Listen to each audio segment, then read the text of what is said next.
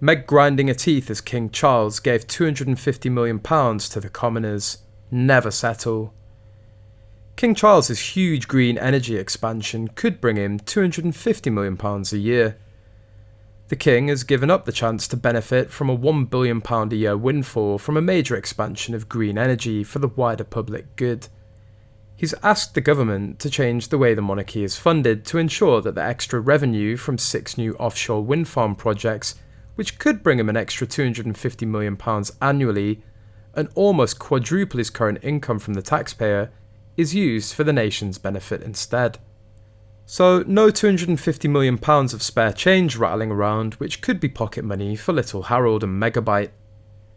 So this is no doubt a psychological blow from Charles. He's publicly giving £250 million to the commoners to help them instead of the Markles.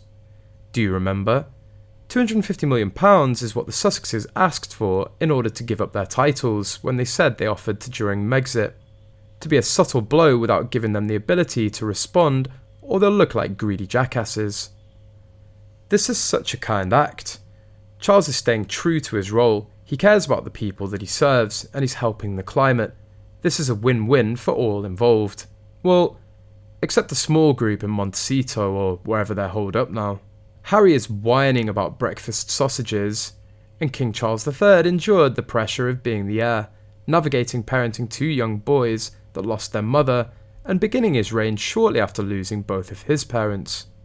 Rolling down windows, open bike rides, hopping there and there to receive fictitious awards and giving inane speeches, using security as a personal Mr. Delivery service, I don't even see why the FBI would be taking their calls.